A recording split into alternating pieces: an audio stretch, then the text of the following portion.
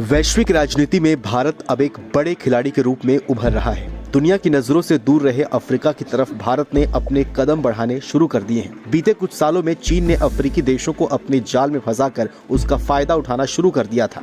ऐसे में भारत ने अब अफ्रीका के लिए प्लान एम की शुरुआत कर दी है। इस प्लान के जरिए भारत अफ्रीकी देशों के साथ सैन्य सहयोग को मजबूत करेगा। ऐसे में भारत के अफ्रीका में कदम से चीन का प्रभाव कम होगा। अफ्रीका प्राकृतिक संसाधनों से समृद्ध है, लेकिन अस्थिर राजनीति, सैन्य तख्तापलट, गृह युद्ध और आतंकवाद ने इस पूरे महाद्वीप को तबाह कर रखा है। चीन इसी का फायदा उठाता रहा है और वो गरीब देशों को सस्ते कर्ज का लालच देकर उन्हें आर्थिक रूप से अपना गुलाम बना रहा है। पीएम मोदी के प्रयासों से G20 जैसे वैश्विक सम्मेलन में जब अफ्रीकी देश शामिल हुए तो अफ्रीकी देशों का भी विश्वास भारत की तरफ बढ़ा। भारत तंजानिया को मैकेनाइज्ड इन्फेंट्री बटालियन की स्थापना में बड़ी सहायता करने वाला है। पिछले महीने ही इस मुद्दे को लेकर एक चर्चा हुई है।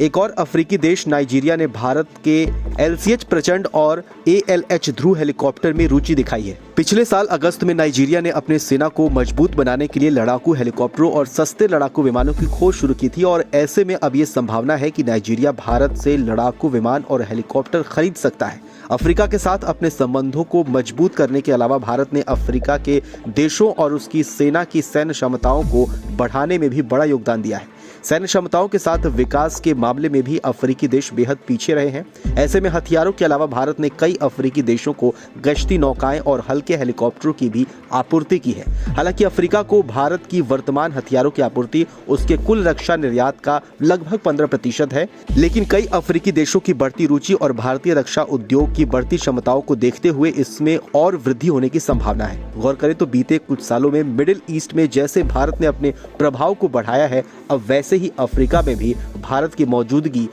एक बड़ा फायदा देने वाली है।